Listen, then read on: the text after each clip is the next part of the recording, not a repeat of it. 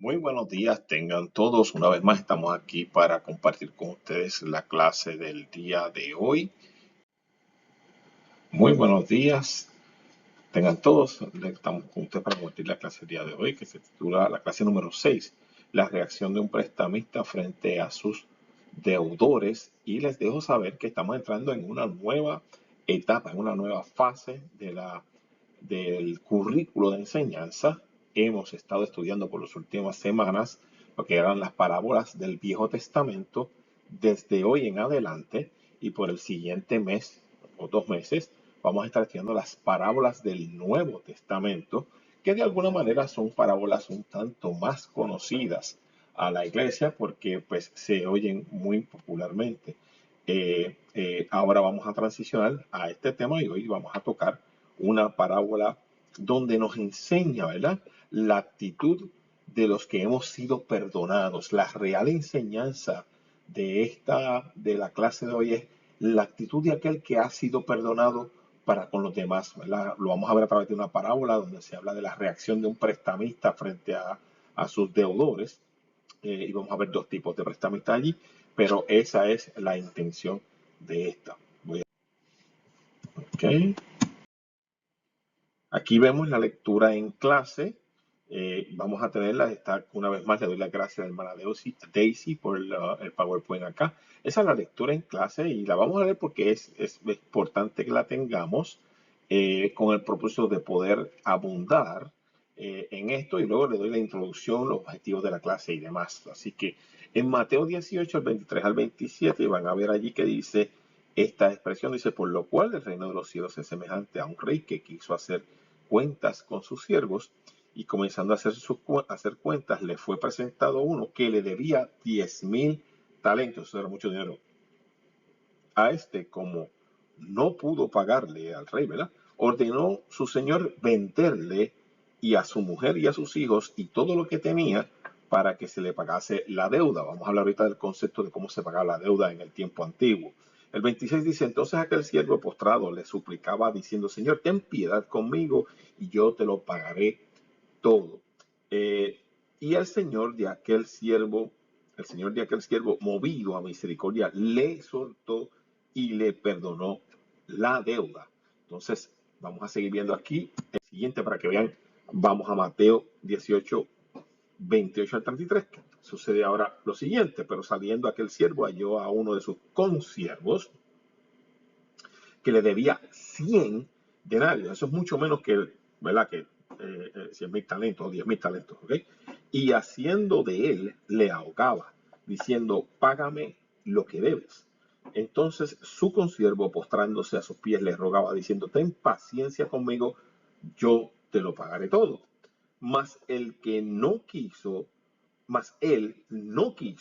sino fue y le echó en la cárcel hasta que pagase la deuda. En el 31 dice: viendo sus consiervos lo que pasaba, se entristecieron mucho y fueron y refirieron a su señor todo lo que había pasado. Entonces, llamándole su señor, le dijo: siervo malvado, toda aquella deuda te perdoné, porque me rogaste.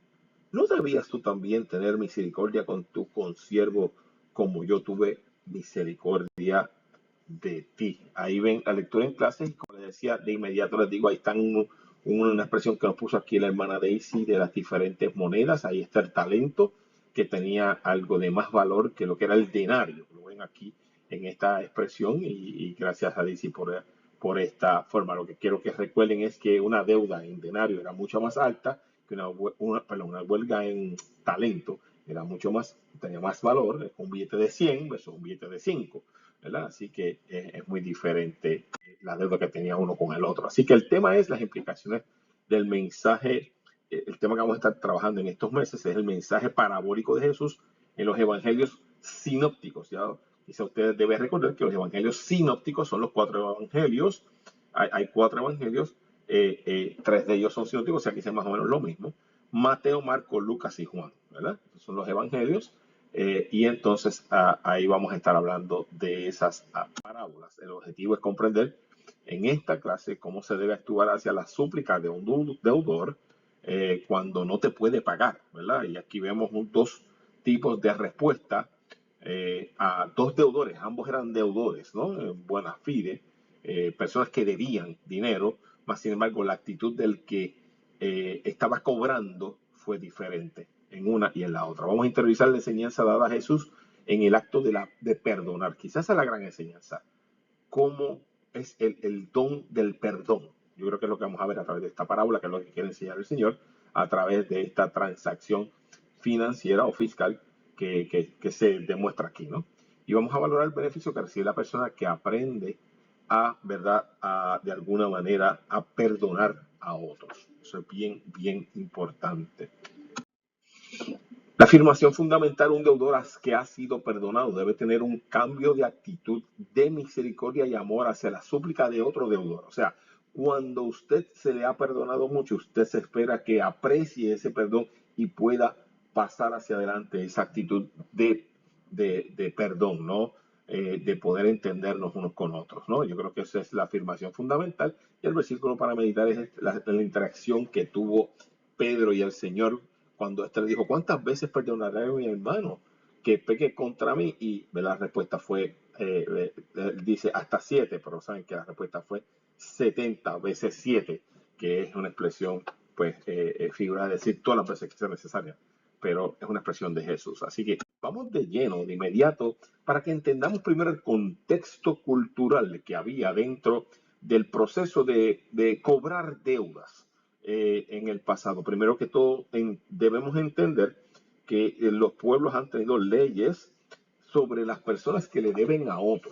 Recuerden que un contrato de préstamo es un contrato donde a usted recibe algo de otra persona que no es suyo con la promesa de que usted lo va a devolver o lo va a repagar, ¿verdad? En este caso es una transacción financiera, es un préstamo, ¿verdad? A cambio de posiblemente dinero. Y entonces las leyes, inclusive las leyes del Antiguo Testamento, van a oír hablar ahí de este código que dicen las leyes de Hammurabi.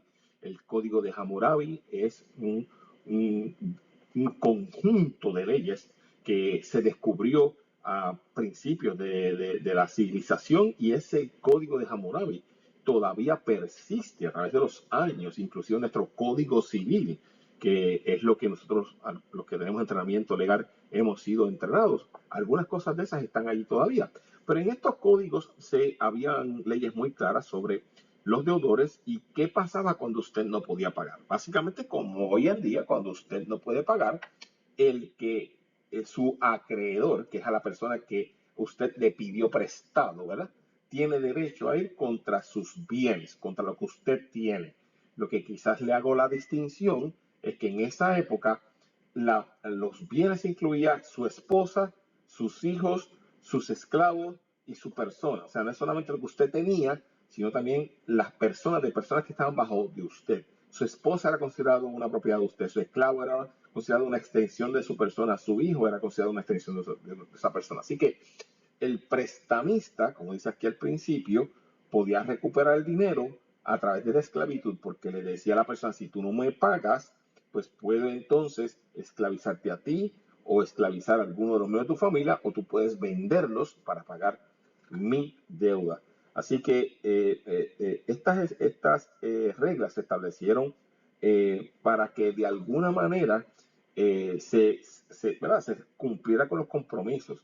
Pero también habían varias reglas para otorgar remisión. Y remisión es para perdonar, para uno tener misericordia con el que es pobre y menesteroso.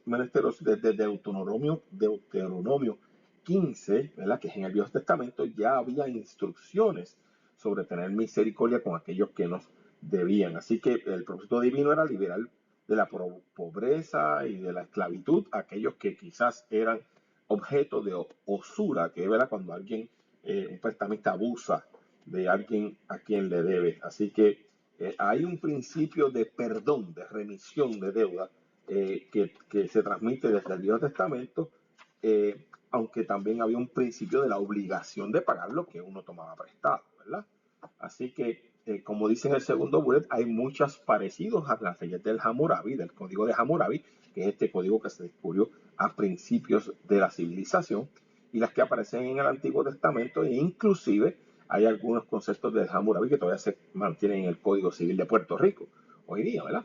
Así que en la historia de Abraham en Egipto, vemos un ejemplo, Agar, que fue la esclava de la esposa de Abraham, tuvo que pagar una deuda que su padre no pudo pagar. Así que esta tendencia de que si usted no podía pagar, alguien le podía cobrar a usted por eso, es algo que estaba muy, muy presente en la historia de los pueblos antiguos.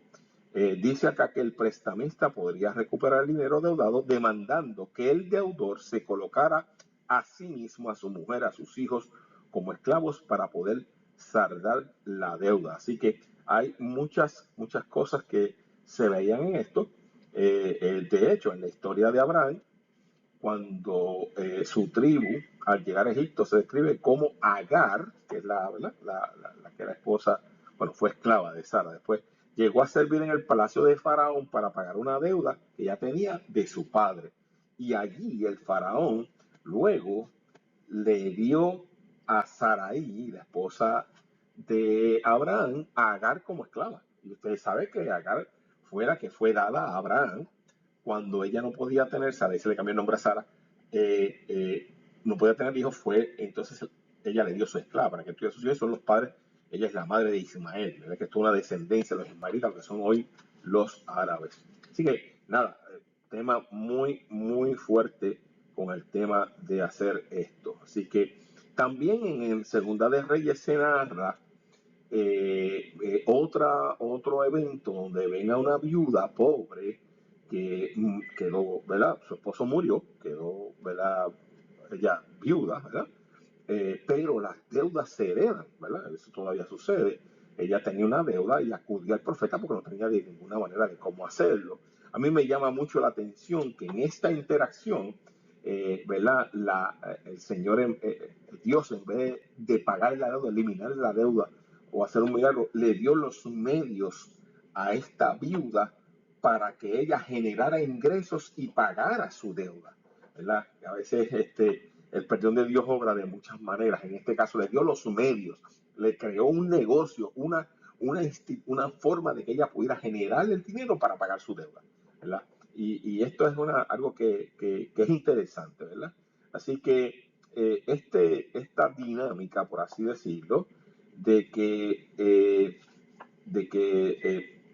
se pedía que se pagaran las deudas de diferentes maneras, es algo que estaba muy, pero que muy presente. Por eso es que el Señor utiliza esta figura del deudor y del cobrador para poder demostrar la figura del perdón, ¿verdad? Así que yo creo que eso es importante. Pasando al segundo tópico, creo que aquí vemos un comentario, antes de eso, aquí Daisy me incluye un muy buen slide del rey de Hammurabi, que fue un rey de Mesopotamia babilónico, de la que de Babilonia, que hubo mucho conocimiento en esa época. Se escribieron un código de más de cerca de 300 leyes y se hizo grabar en piedra y estaban puestas en un lugar público para que todos lo vieran. Eso se llama el sistema del código de Hammurabi y nosotros en Historia del Derecho estudiamos ese código de Hammurabi porque todavía tiene influencia en el mundo occidental, como les decía ahí.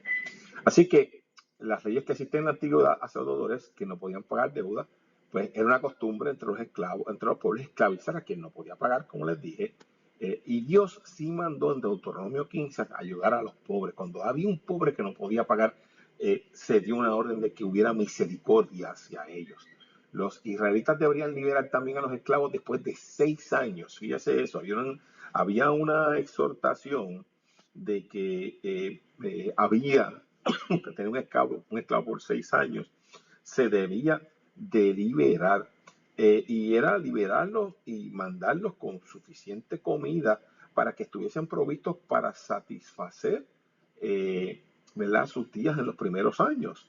Era una forma de perdonar o condonar algo, ¿verdad? Y eso es algo que en el plan de Dios existía, que no hubiera esa opresión por tiempo indefinido, sino que de alguna manera hubiera esa figura del perdón. Y Dios demandó a su pueblo que tratara a todos con dignidad y como Él nos trata a nosotros, a su imagen y semejanza, como Él lo hace. Dios ha tenido misericordia de nosotros. Nosotros, a pesar de que tenemos una gran deuda con Él, nos ha perdonado la deuda del pecado a través de su sangre, de la sangre de su Hijo amado Jesús. Así que ciertamente fue una enseñanza que Dios practicó con el pueblo del Viejo Testamento y que es muy patente el perdonar, el tener misericordia por aquel que nos debe. Siguiendo con el segundo tópico de esta lección, viene aquí entonces el evento de lo que es el objeto de esta parábola. Recuerden que la parábola es una enseñanza de un evento conocido para la sociedad que Dios lo usa o Jesús lo usa en este caso para demostrar un concepto. Él quiere demostrar aquí el concepto del corazón perdonado. ¿Cuál es la actitud de una persona que ha sido perdonada? Y aquí se da este evento que surge en Mateo 18, que lo leímos en la lectura en clase. Y como pueden ver, según las reglas establecidas en el tiempo de Jerusalén, los rabinos enseñaban que era necesario perdonar 3 veces a un agresor, 3 veces. Pedro, cuando está hablando con el Señor, quiso ser generoso y le preguntaba a Jesús si debía perdonar 7, lo que decían los rabinos eran 6, 7 debería perdonar. Jesús, conociendo la intención de Pedro, lo respondió que debía otorgar 70 veces 7,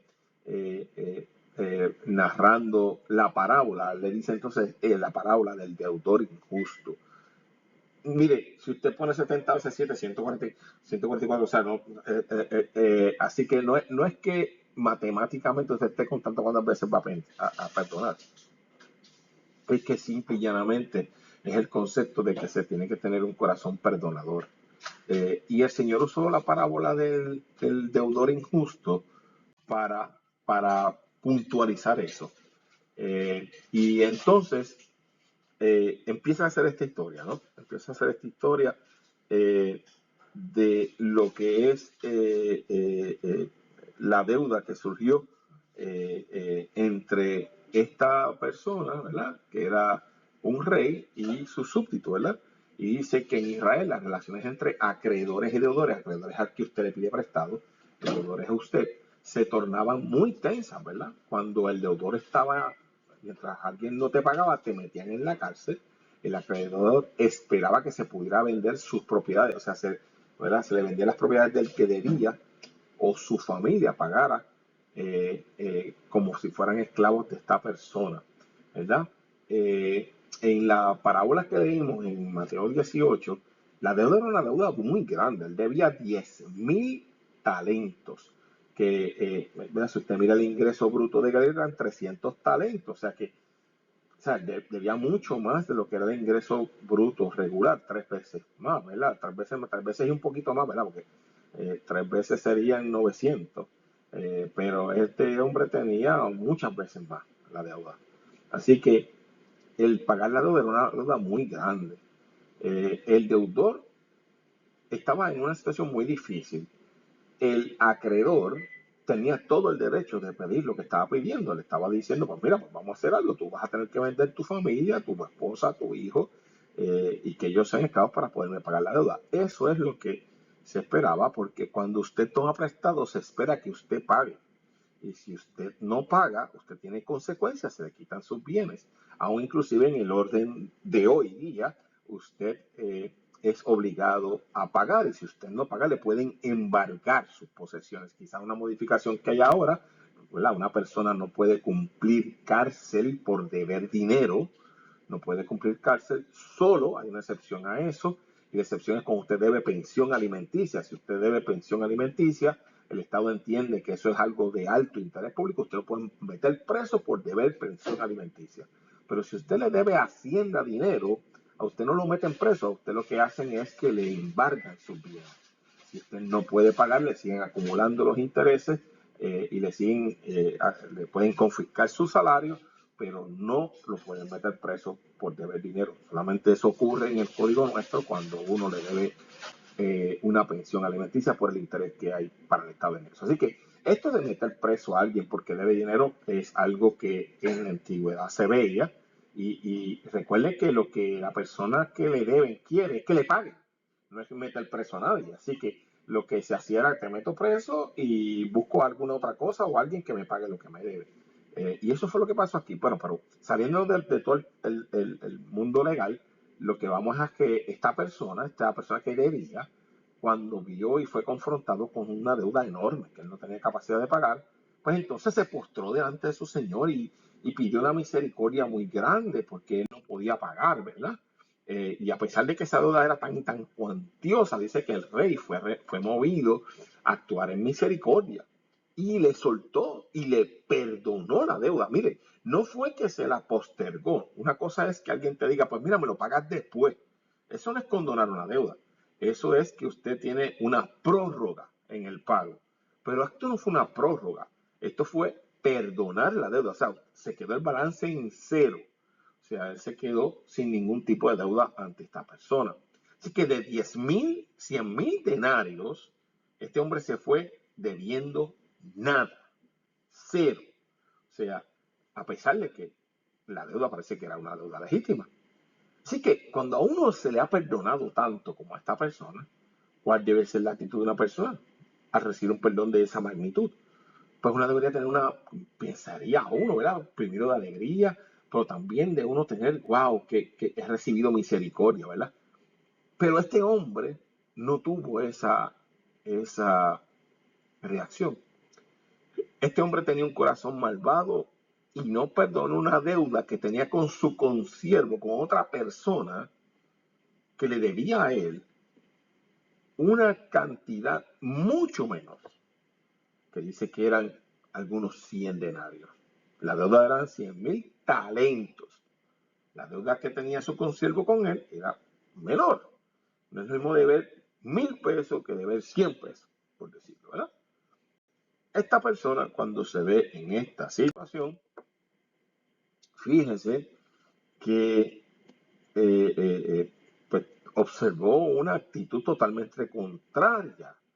El que fue perdonado no perdonó una deuda menor, o mantuvo una actitud intransigente con aquel. O sea, recibe la misericordia, pero no pasa la misericordia hacia adelante. Parece a muchos creyentes que son perdonados, el Señor los saca de una vida de pecado y en vez de tener misericordia por el que está en pecado, lo que hacen es acusarlo. Y lo que hacen es, ¿verdad? Menospreciar al pecador, a pesar de que ellos fueron pecadores perdonados. Yo creo que esta parábola lo que nos enseña es eso, es la injusticia del que fue perdonado y no sabe perdonar. Que lo vemos en Mateo 18, del 28 al 30. La ley en Israel siempre protegió a los pobres y refrenó los abusos de opresión por no pagar, por insolvencia, ¿verdad? Amós censuró a los israelitas que vendían a sus hermanos porque no podían pagarle un par de sandalias. Usted puede ver la lectura allá. Así que ha dicho Jehová que por 3 pecados de Israel y por el cuarto no revocaré su castigo, porque vendieron por justo y al pobre por un par de zapatos. Así que ciertamente hay un llamado al perdón. Hay veces que hay personas que son tan y tan y tan que realmente no corresponden con la misericordia que Dios les ha dado. Y esa es la enseñanza que se recoge en esta parábola, ¿verdad? No podemos escondernos de la gente que está alrededor nuestro y la actitud que tomó esta persona, este siervo perdonado, porque había sido perdonado, recuerden, tomó esta actitud beligerante con el que le debía a él menos cantidad y la gente alrededor se dio cuenta de lo que él hizo. Pues lo tiraron al medio, como dicen, ¿verdad? Esa gente misma vieron lo que él hizo y entendieron que era un acto de injusticia. Él se le había perdonado una gran cantidad y no podía perdonar esta pequeña cantidad. Como dice aquí el bullet, no podemos escondernos los testigos a nuestro entorno. Viendo a sus consiervos lo que pasaba, se entristecieron mucho y fueron y refirieron a su señor todo lo que había pasado. Le dijeron, oye, mira este mal agradecido, que a pesar de que tú le perdonaste un montón, él no pudo perdonar para adelante. El rey enfrenta al deudor, pues él le había perdonado una gran deuda, como todos saben. Entonces el rey dio la orden de revocarle el perdón y lanzarlo en prisión, ¿verdad? Le quitó el privilegio de perdonar porque él no supo apreciar, no valoró lo que era el perdón que había recibido. Fíjense que le voy a decir algo. El perdonar una deuda es un acto de liberalidad. Liberalidad es Usted no está obligado a perdonarle una deuda a una persona. Usted tiene todo el derecho de cobrarle, porque la persona tomó el dinero y hizo con él lo que fue a hacer, con la promesa de que le iba a pagar. Fíjese usted que aquí no estamos diciendo que el tú cobrar a una persona es erróneo. No, no, no. La persona incurrió en un contrato de préstamo, o sea, acordó que iba a tomar la cantidad de dinero y que se la iba a pagar y ya está incumpliendo el pago.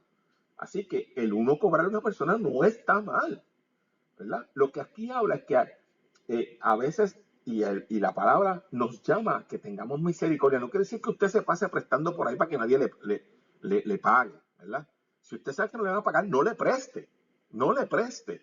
Y yo soy muy claro en esto. Mi papá me enseñó a mí, y en mi casa se me enseñó, que usted se rasca con sus propias uñas.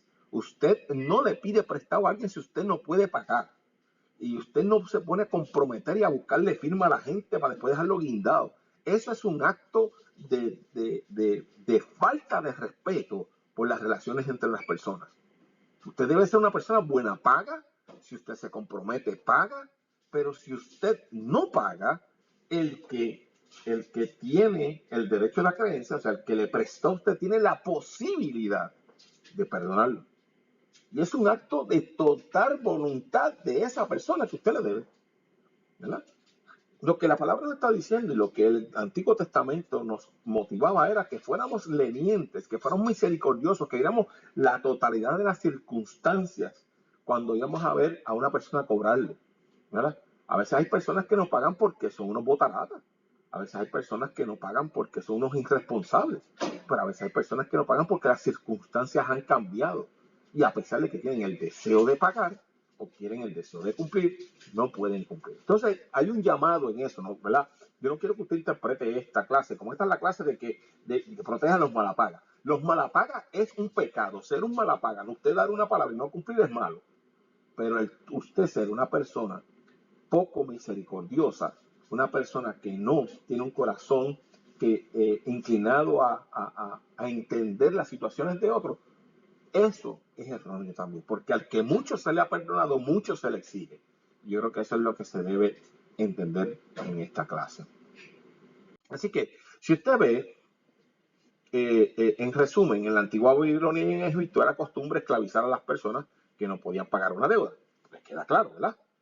Dios estableció leyes, aún inclusive en el Viejo Testamento, para evitar que los pobres fueran oprimidos por insolvencia, por no pagar, ¿verdad? Ese concepto de misericordia estaba allí desde el Viejo Testamento. Jesús, enseñando en la parábola de los dos deudores, el deudor que perdonó y el deudor que después no perdonó, ¿verdad?, nos dio una gran lección sobre misericordia y perdón. Yo creo que es muy clave. El hombre que había sido perdonado no tuvo compasión de su consiervo, quien le debía mucho menos. Pero la cantidad aquí no es importante, es la actitud de él. La actitud que demostró junto a su consiervo. Cuando el rey supo lo sucedido, pues lo llamó a juicio. Y mire, aplíquese el cuento. Dios nos ha perdonado a nosotros una gran multitud de pecados. Por lo menos este que le habla le ha perdonado una gran multitud de pecados. Y uno debe tener misericordia con aquel que a veces se encuentra sumido en muchas posibles situaciones que lo podrían llevar a tener la necesidad de ser perdonado. Hay que tener misericordia con el pecador, hay que tener misericordia con el que llega a la casa y tiene múltiples vicios, hay que tener misericordia con el que está atado. No podemos juzgar, no podemos ser nosotros, no tener no dar lo que hemos recibido, que es el perdón divino. Así que aprendamos de esta enseñanza, que es una enseñanza muy valiosa, que yo creo que nos enseña, ¿verdad?, que cuando Dios perdona, quita nuestro pecado y restaura nuestra alma, pero ciertamente nosotros tenemos que ser muy pendientes y muy cuidadosos de amar y poder demostrar ese perdón que hemos recibido de parte de Dios. Así que, nada, les dejo con ese himno que puso ahí nuestra hermana Daisy. No sé si ustedes lo van a poder oír en la grabación, pero hay un himno que nos regala ahí hermana Daisy en esta última slide. Hace tanto tiempo yo compré una iglesia a precio de sangre entre crudo dolor. Hace tanto tiempo que envié a mi hijo para rescatar lo que se perdió. Hace tanto tiempo que estoy deseando esa humilde entrega de un adorador que solo se postra ante mi presencia y no a las ofertas de una posición. Hace tanto tiempo que estoy deseando que muestre mi imagen, que es la del amor, que no se confunde entre tanta gente, que sea distinta solo como yo, que no se divida como suele a veces, entrando en contiendas y en discusión, buscando alcanzar ser más grande que el otro. Si en el universo el grande soy yo, yo quiero una iglesia que me dé la gloria y procure la unión. Yo quiero una iglesia que sane al herido, que rompa cadenas, liberte al cautivo, que aclare la mente al que está confundido y que hable verdad. Yo quiero una iglesia que con su mirada le brinde esperanza al alma angustiada. Yo quiero una iglesia que sane la herida de la humanidad. Yo quiero un rebaño donde mis ovejas se sientan seguras y llenas de paz, donde mi palabra sea su alimento, allí quiero morar.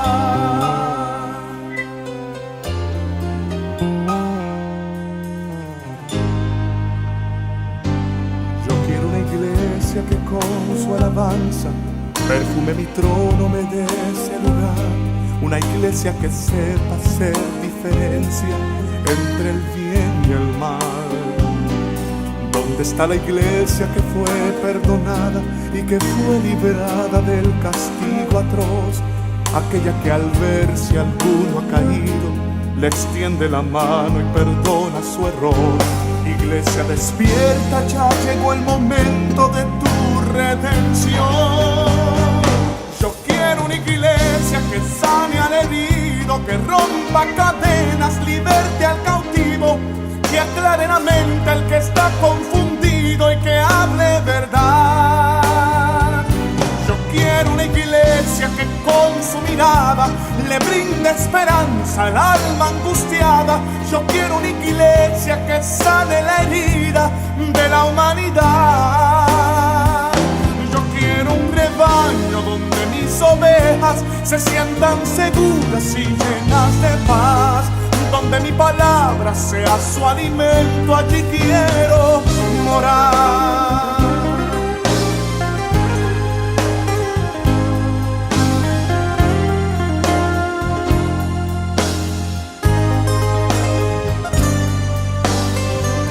Yo quiero una iglesia que sane al herido, que rompa cadenas, liberte al cautivo, que aclare la mente al que está confundido y que hable verdad. Yo quiero una iglesia que con su mirada le brinde esperanza al alma angustiada. Yo quiero una iglesia que sane la herida de la humanidad. Yo quiero un rebaño donde mis ovejas se sientan seguras y llenas de paz, donde mi palabra sea su alimento, allí quiero morar.